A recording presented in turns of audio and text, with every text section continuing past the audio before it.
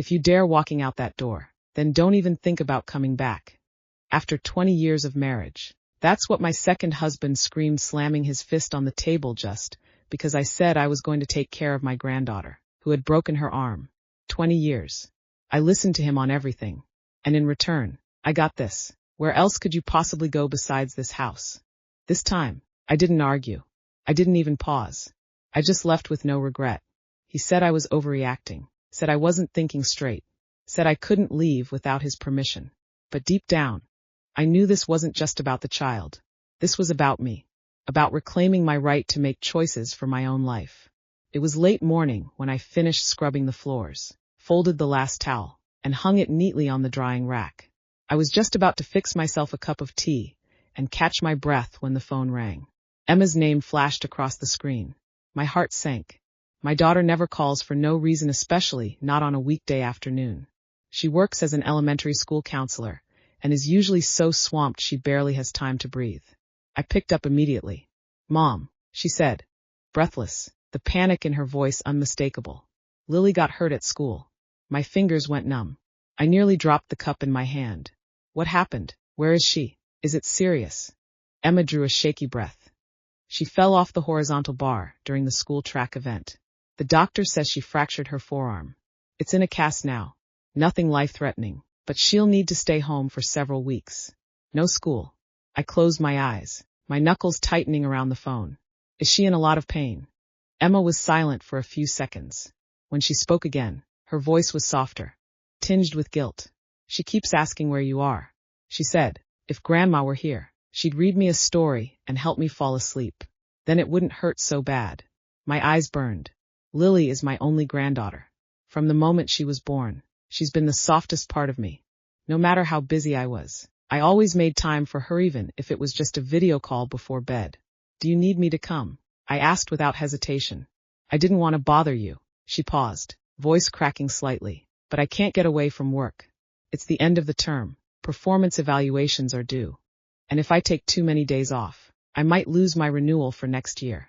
"I understand," I said, nodding even though she couldn't see me. "I'll leave first thing tomorrow. I'll be there before lunch." The moment I hung up, I was already planning the route and making a mental packing list. Emma lived 5 hours away, not too close, but not too far. If I left early, I could make it by midday. I had just opened my closet when I heard heavy footsteps in the living room. Then came Frank's voice, gruff, irritated, same as always. "What are you doing? You gonna make lunch or what?" I turned to look at him, hesitated, then decided to be direct. "Emma called. Lily got hurt. She broke her arm." Frank walked over, eyebrows knotted tight. "So, what about her mom? Why isn't she the one taking care of her?" "Emma's swamped with work. She can't take leave. I'm going tomorrow to help for a few days." It was like lighting a match near gasoline. "You're leaving. What am I supposed to do? Who's gonna cook for me? Do the laundry? Who's gonna remind me to take my damn pills?" His voice got louder and faster. Like I just announced I was going on a luxury vacation instead of helping a 9-year-old recover from a fracture. "Frank, she's my granddaughter. She needs me. You'll survive a few days with frozen meals and takeout. The house won't collapse without me." He stared at me, eyes wide with disbelief, like I'd just confessed to a crime. "It's just a broken arm. Kids fall all the time. It's not the end of the world." I could hardly believe he said that. "She's 9, I said, my voice trembling but firm. "And you're 68. If you can't take care of yourself for a few days, that's not my failure, it's yours." He slammed his palm on the armrest. "You walk out that door. Don't bother coming back." I stood there, silent, as he stomped back to the couch and cranked the volume on the TV like he was starting a war. But I didn't hear the TV. All I could hear was Lily's little voice through the phone. "Grandma, are you coming?" I sat on the edge of the bed, staring at the half-packed suitcase. In that moment, something inside me clicked. For 20 years, I've bent over backward trying to make this blended family work. I've played the good wife, managed Frank's routines, put up with his son Brian's cold indifference, hosted holidays like it meant something. But the only ones who've ever truly made me feel like family are Emma and Lily. I looked down at my hands worn from years of care and compromise. I've given my warmth to everyone else. Maybe it's time I offered a little of it to myself. Maybe it's time I went. That night, the house fell into a heavy silence, thick, breathless, like something pressing down on the walls. I woke up at 6 the next morning. It was still dark outside. The kind of quiet where you could hear a pin drop from across the room. I crept downstairs and started breakfast. Eggs, toast, and a mug of black coffee, Frank's favorite. I knew he wouldn't be up yet, but I still wanted to leave things in order. No excuses.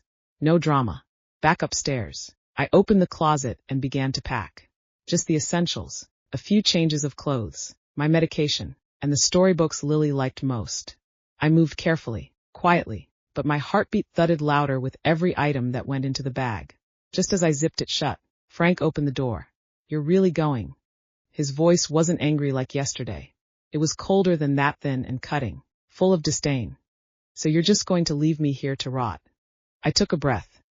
"I'm trying to get everything ready for you today. I'll head to Emma's tonight. Lily needs someone to be there." He set the coffee down hard on the nightstand. "We talked about this. You leave, and who takes care of me? I already cooked your meals, and your pills are sorted out by day. You just need to take them on time," I said calmly, though there was steel beneath my voice. "I have to go." "Frank."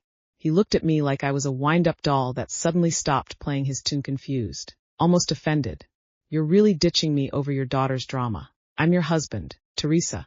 I was up half the night with stomach pain you didn't even notice. You had 3 steaks and 2 beers last night," I said, staring him down.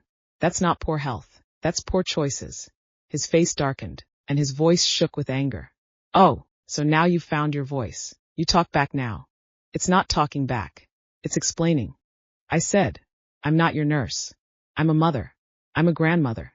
He slammed his hand down on the nightstand, and the coffee mug crashed to the floor, shattering into sharp white pieces. I didn't flinch. I just bent down, picked up the shards one by one, careful not to cut myself. He didn't say another word that night. I made dinner, handed him his pills, and he sat on the couch fake coughing through some late-night sitcom, trying to make me feel guilty. I asked once, flatly, "Should I call 911? He stopped coughing after that. Later, I washed the dishes, wiped down the counters, and went back to my room to double-check my packing. Just as I reached for the zipper, I heard his voice muffled, from the living room. He hadn't closed the door. I didn't mean to eavesdrop, but every word that followed hit me like a slap. "She's all about her daughter now," he said. "Doesn't give a damn about this house anymore." I froze behind the door. "I told you, Brian, she's only here because she needed stability. I was her whole world. But if she really walks out that door, hell, she can stay out." Then Brian's voice came through, low but clear. "Dad, whatever you do, don't leave her anything. If she's willing to put you second for that little girl, who knows what else she'd throw your money at." Frank let out a bitter little laugh. "Don't worry. I've got it covered. The house. The accounts, I made sure her name isn't on anything. She doesn't even understand how money works. Why would I trust her with mine?" There was a chill from my scalp to my ankles. A deep, physical cold. I stepped back, zipped the suitcase slowly, like I was closing a casket. My mind replayed every word from that call. To him, I wasn't a partner, not a wife, not family, just a convenient piece of his life. A domestic assistant who'd outlived her usefulness. To him, I was someone who stuck around for shelter, not someone who built that shelter with her bare hands. One quiet, thankless day at a time. He never once asked himself why I stayed. He only assumed I had nowhere else to go. What had I been holding on to all these years? The illusion of being needed. A home where the TV was always louder than the conversation. A man who called me too sensitive when I was sick, and too emotional when I pushed back. A cold stepson. A husband who said she needs me, but really meant she can't survive without me. A marriage with no shared name on the deed. No real respect. No love I could actually feel. I let out a long breath and stood up. Outside, the wind picked up, pushing through the crack in the door, like it had something to say. Maybe it did. Maybe it was telling me the truth I had ignored for too long. It was time to stop standing still. It was time to walk towards some thing that looked more like life. I picked up my phone and dialed. A few seconds later, Marcia answered, her voice tinged with sleep. "Teresa, you're still up." I leaned against the wall and spoke quietly. "I'm about to leave for Emma's. Lily's hurt. She needs me." There was a pause. "Wait a night. That urgent?" "Yes. I've been thinking all day." Frank blew up at me over it. Said I wasn't allowed to go without his permission. And you know what? I realized my life's been a damn joke. My voice wasn't loud, but it was steadier than it had ever been. I'm done waiting. Lily's waiting for me. And I can't stand the thought of waking up tomorrow in this loveless house. She was silent for a moment, then gave a soft laugh proud, not mocking. You finally said no. You're allowed to make choices for yourself. Teresa, you don't need anyone's permission. You don't owe him, or anyone else, a damn thing. Go and don't look back. I nodded, though she couldn't see it. Text me when you get to Emma's. If anything stirs up on this end, I'll let you know right away. I will. I hung up, and suddenly, I could breathe again. Like someone had finally cut the chain around my chest. No more hesitation. I grabbed the car keys, slung my bag over my shoulder, and headed downstairs. Frank was already asleep. The house was pitch black and silent. I didn't turn on the lights. I didn't leave a note. This wasn't an escape. It was a departure. I wasn't running away. I was walking toward the only people who ever made me feel like home. Out on the interstate, the night road was wide open, straight and clear, as if it, too, was giving me permission to go. I turned on the radio. An old station was playing a 1970s ballad. Soft and strong. The kind of song that made you feel like maybe you'd be okay. I didn't call anyone. Didn't check my messages. I just sent Emma a simple text. On my way. I'll be there by morning. The rest of the drive, I thought about Lily. That little cast on her arm. Her voice on the phone, saying, Grandma, if you come, I won't hurt so much. My eyes stung. I wasn't doing this to make a point. I wasn't even doing it to rebel. I was doing it because it mattered. Because she mattered. Because I mattered. 5 hours later, I pulled up in front of Emma's house. Drained but steady. I stepped out of the car and inhaled the early morning air cool, clean, and full of something I hadn't felt in years. Peace. Before I could knock, the door swung open. Lily came flying out like a startled little bird, her tiny arms still wrapped in that cast. Grandma, she cried, running full speed toward me. I dropped to my knees, arms wide open. She buried her face in my neck, breathing fast like she was afraid I'd disappear again.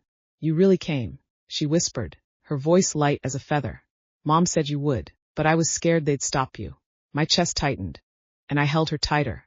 Grandma keeps her word, I whispered, stroking her back. In that moment, I knew I had made the right choice.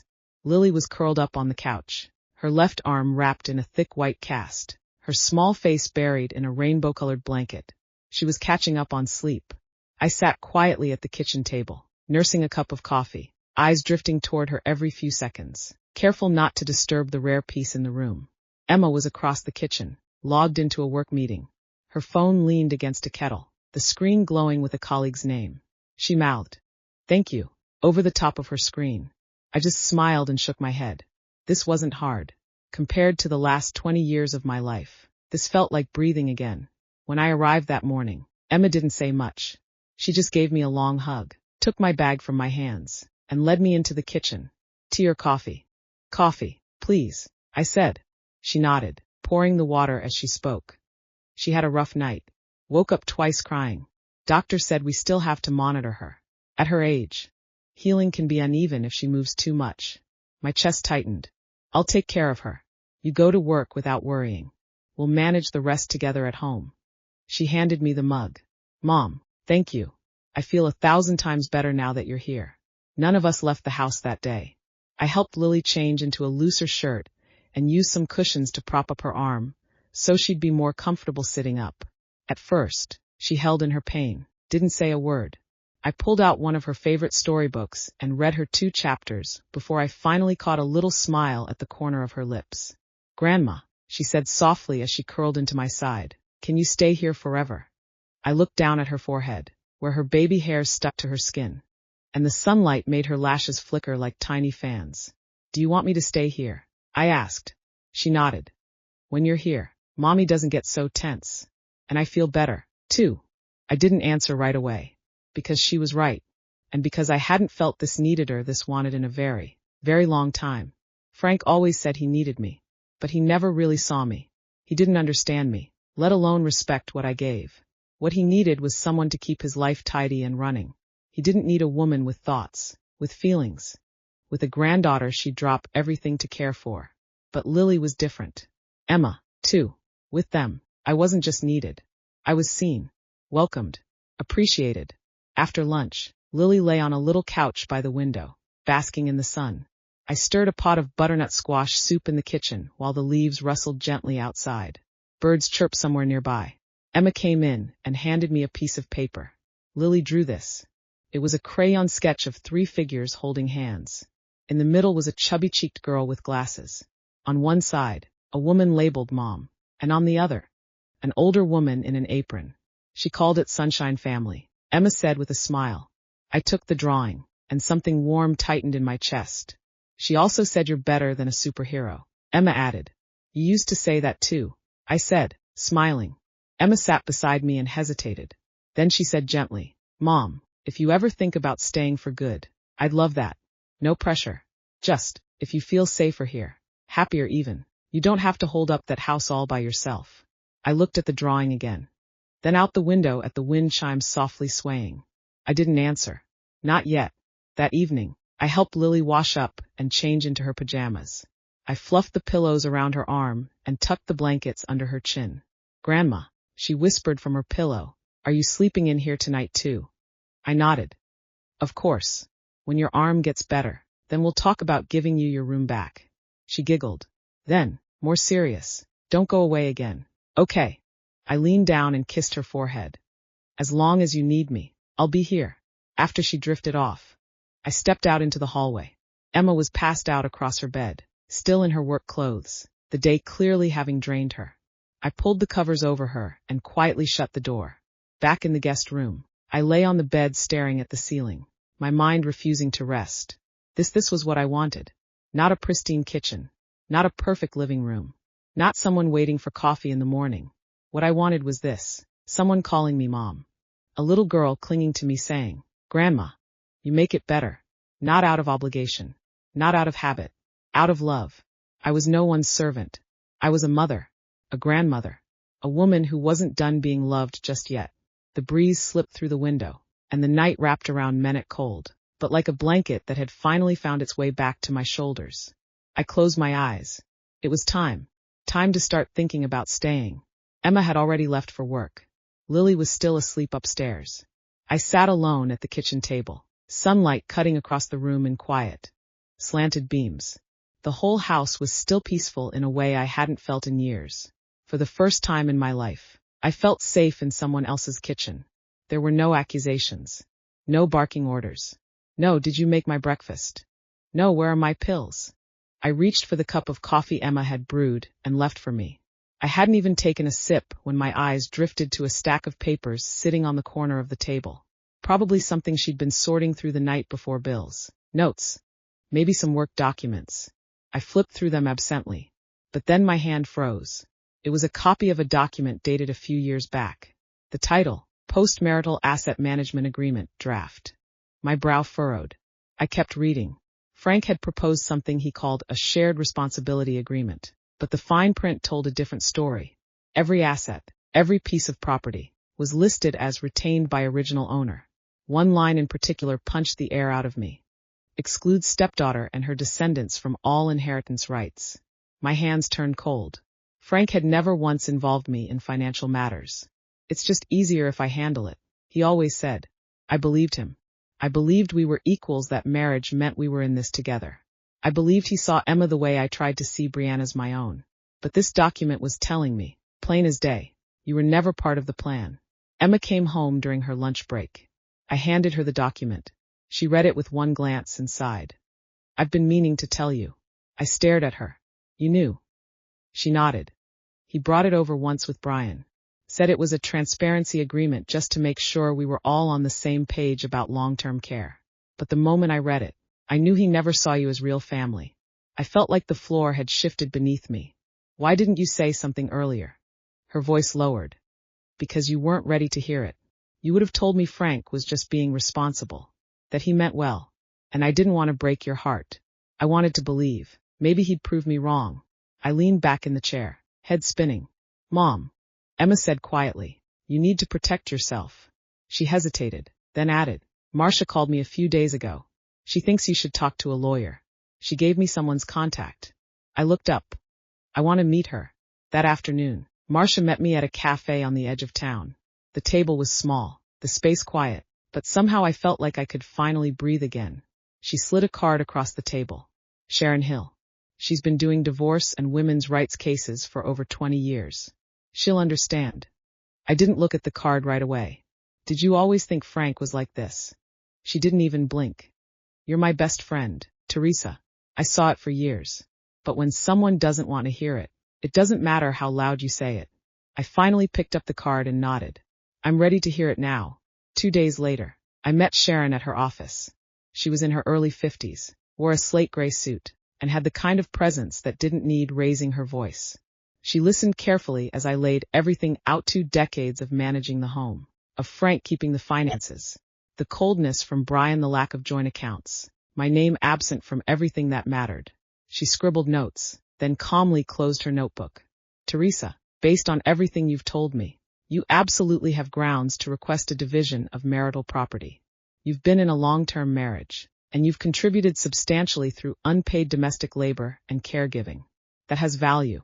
My heart beat faster. But I haven't contributed financially in years.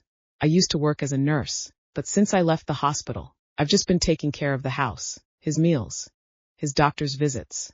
She held my gaze. That's called contribution, not charity, not obligation. And yes, the courts recognize that. I didn't know what to say. No one had ever framed it like that before. She continued. We'll start by identifying all of Frank's assets, property, investments, accounts. Then we'll move to bank authorizations and begin calculating what you're entitled to. I can also help you secure documentation quietly, in case you want to move forward without alerting him yet. I nodded slowly. My voice was low, but steady. I'm done waiting for scraps. I want control over my own life. Sharon smiled. Then let's get to work.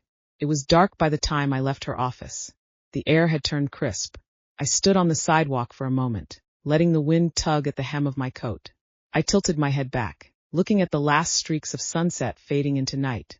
I used to be so scared of rocking the boat, so afraid of being the difficult wife, so afraid of hearing the words, you're being unreasonable. But now I wasn't creating conflict. I was claiming dignity. I got into my car, pulled out my phone, and sent a single message to Emma. I've made up my mind. I'm leaving Frank. It was just after dinner. Lily had gone to her room to rest, and Emma was still in the kitchen washing dishes. Then the doorbell rang. Not a polite ding-dong, but a series of sharp, heavy, angry knocks like fists slamming wood. Emma froze, dish still dripping in her hand.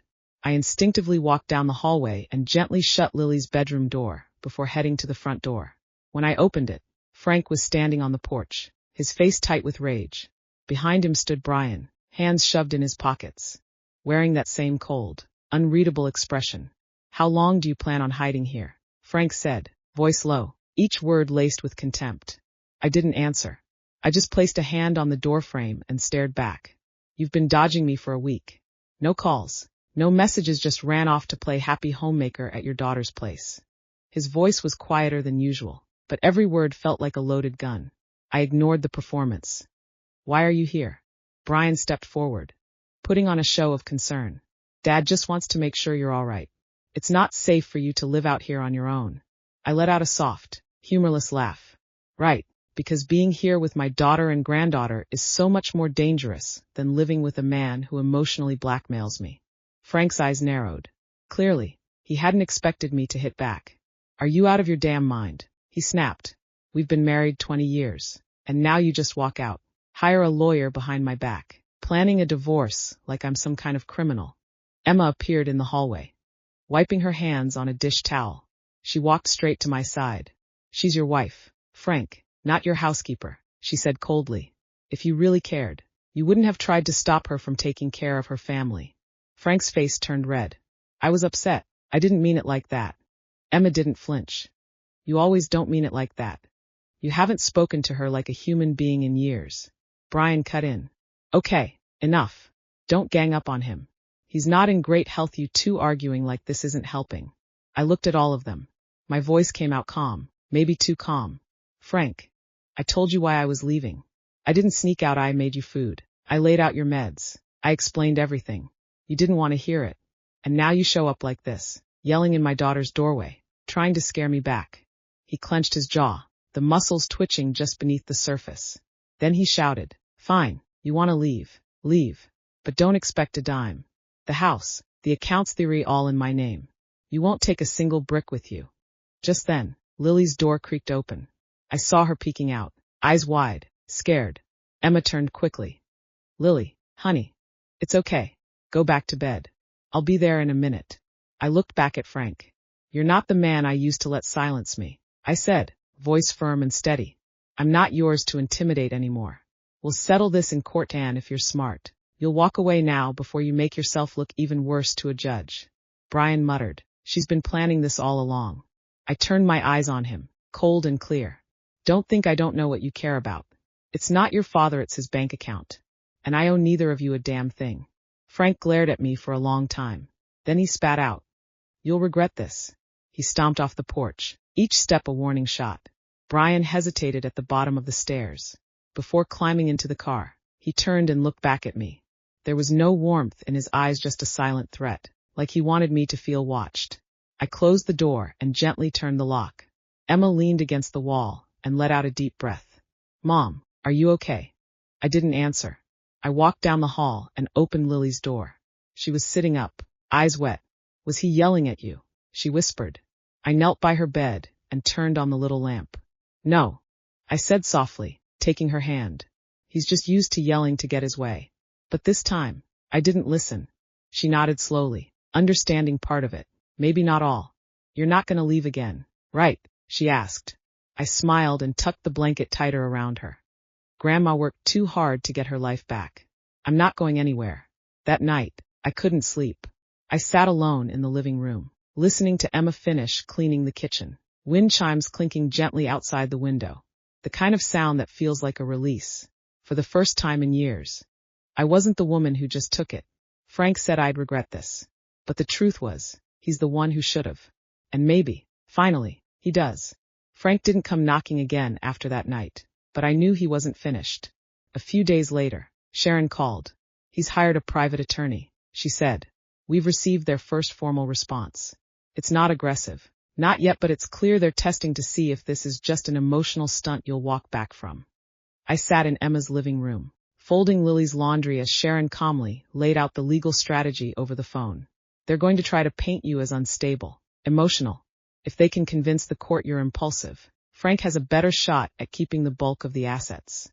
But we're not going to let them get that foothold." Her voice was firm and shaken. It reminded me of the way I used to advocate for patients back when I worked in the hospital, fighting insurance companies over medications, standing up to doctors who didn't listen. I hadn't heard that kind of loyalty in a long time. That afternoon, Marcia took me to a women's rights seminar at the downtown library.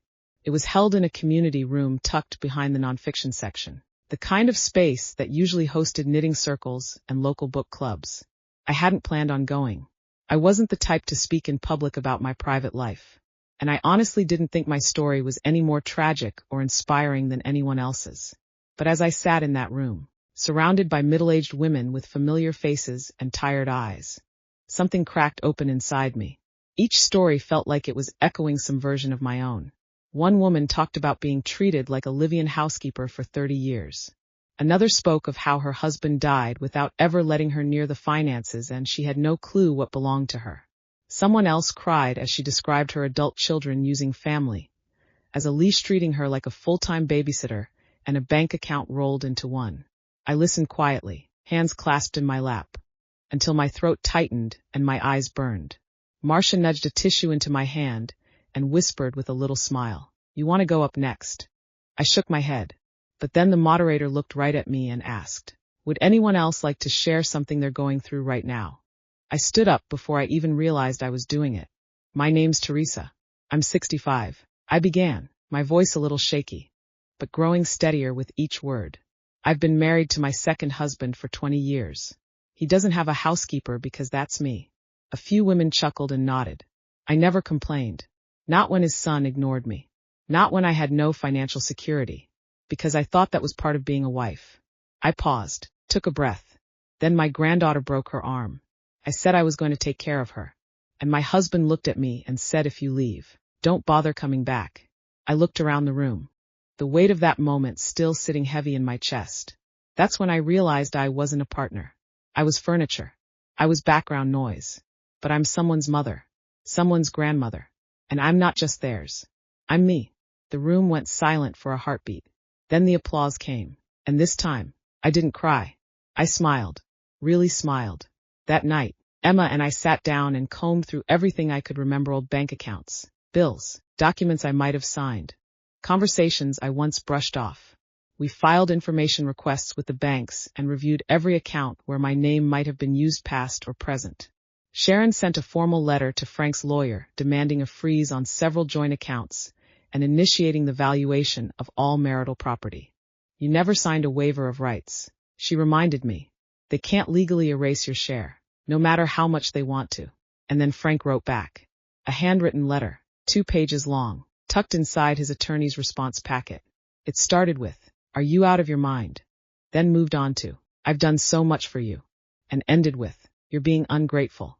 I read the last line out loud to Emma. "You've had it better than most women. Why can't you just be content?" I closed the letter and let out a bitter laugh.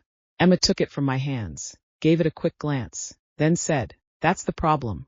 He thinks everything you have is a gift from him." I nodded. "And this time, I'm going to show him I'm not begging for what's mine. I'm taking it." That night, I opened a blank notebook and started drafting my will. Frank would not be listed anywhere. Not for $1. Not for a single object. I wrote Emma's name, Lily's, designated shares, accounts, the rights to any remaining retirement income. Everything else, I earmarked it for 2 places: the local women's shelter and the community healthcare center where I used to volunteer. I wanted the end of my life to reflect something real. Not just So-and-so's wife. Not the second wife who kept the house tidy. Not the stepmother who kept her head down. I wanted to be remembered for having finally drawn the line. For building something of my own. Even if it came late. I closed the notebook and walked to the window. The wind was picking up, and the chimes outside started to sing light, metallic, defiant. I watched them dance. No one owned this window. No one dictated when it could open, or how loud it could be. And for the first time in my life, I owed no one a damn thing. That was the last day I ever stepped into Frank's house.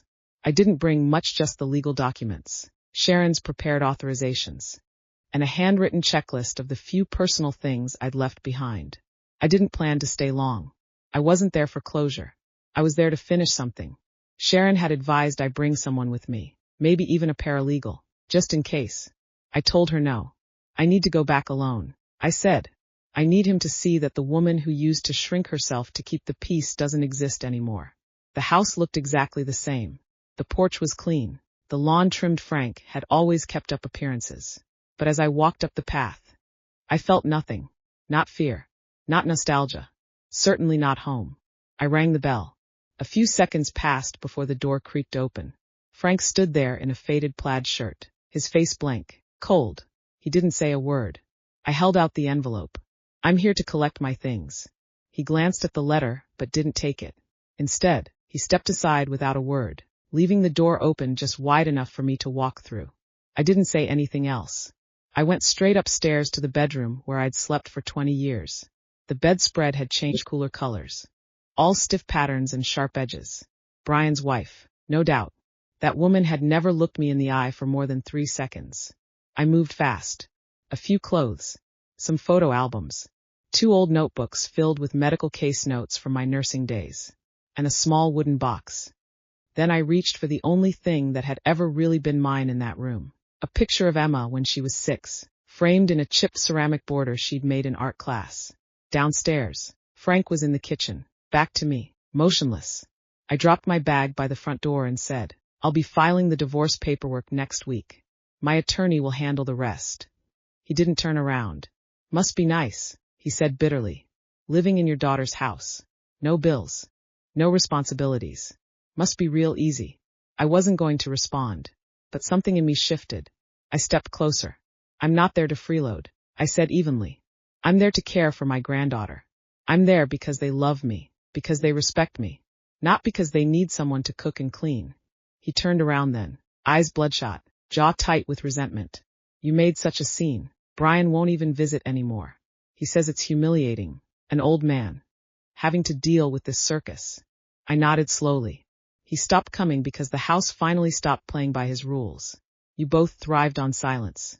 Now that I've found my voice, it's too loud for you. He leaned against the counter and gave a bitter little laugh. And what exactly do you think you're going to walk away with? You've got nothing. No house, no money. Everything's in my name. You really think you're entitled to something? I picked up my bag and looked him in the eye. One last time. Frank, I'm not walking away with nothing. I'm walking away with everything you never valued. And you're about to lose what you took for granted. I stepped outside. The sun hit my face so suddenly, I had to squint. It wasn't sadness that welled up in my eyes. It was light. It was something called freedom. That afternoon, I signed the divorce papers. Sharon had stuck a pink tab on the signature line. Whenever you're ready, she said. I signed without hesitation, then looked up and said, file it. I found a one-bedroom apartment in a nearby town, less than 10 minutes from Emma's. The windows faced a small park. Lily's favorite swing set stood just beyond the trees. Moving day was quiet, simple. Lily helped me decorate the kitchen, covering every bare surface in stickers. She insisted on taping a big, hand-drawn sign on the fridge that read, Welcome home, Grandma. She drew the three of us, me, her, and Emma standing under a tree, holding hands. On the tree, in bold letters, Home. A few days later, the phone rang. I almost didn't answer. Brian. His voice was oddly polite. Teresa, Dad's not doing great. Doctor says his blood pressure's unstable. Would you consider checking in on him? I was quiet for a moment. Then I replied, calmly, he's no longer my responsibility. I've already filed the papers. There was a long silence. Finally, Brian muttered, You've changed. Yes, I said. I've changed. I've finally learned who I'm responsible for and what kind of life I want. I hung up. I walked into the kitchen, ladled sweet corn chowder into a bowl. Emma came through the door right on cue, setting down her work bag. Lily was at the table doing homework, humming to herself. This house wasn't big. The furniture didn't match. We didn't have some grand formal living room. But there was laughter. There was peace. And no one ever raised their voice to be heard.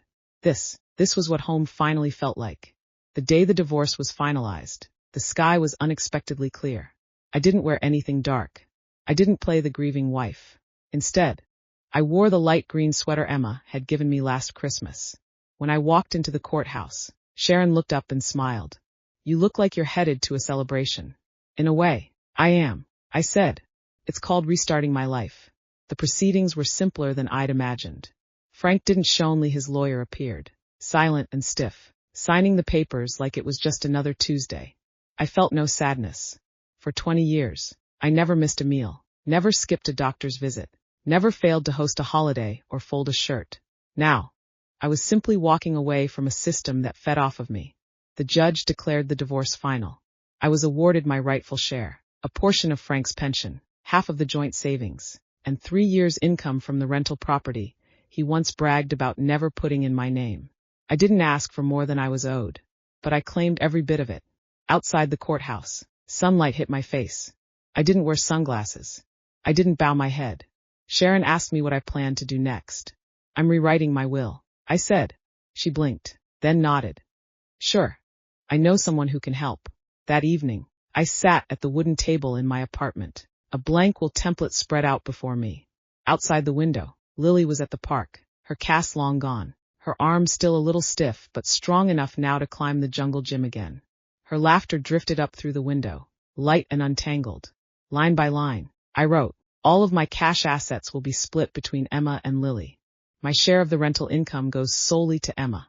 My life insurance will be placed in a trust for Lily, available when she turns 18. Emma will inherit all my books, keepsakes, and belongings. Anything left unclaimed will be donated to the West Bay Women's Shelter and the St. George Community Health Fund. When I signed my name at the bottom, I felt calm, not triumphant, just quiet, whole. For so long, I let everyone else make the decisions. Where I lived, how much money I had, whether I should stay or go. Not anymore. Now, I decide. Emma was peeling an apple on the couch when I finished. She watched me slide the folder back into its envelope. Mom, she said, aren't you scared of being alone? I turned to her. I am. But I'm more afraid of going back to a life where I need permission to breathe. She handed me a slice. So what's next? Staying nearby, or something else? I smiled. I applied for a volunteer position at the Children's Health Center downtown. They're starting training next week. Her eyes widened. You're going back to nursing? Not exactly, I said. They bring in retired nurses to do workshops, screenings, community talks. It's part-time, flexible. I can still pick Lily up from school. Her voice caught. You have no idea how proud I am of you. Lily and I made a deal. Wednesday afternoons were officially grandma time. That week, we went to the library together. She picked a picture book and asked me to read it aloud.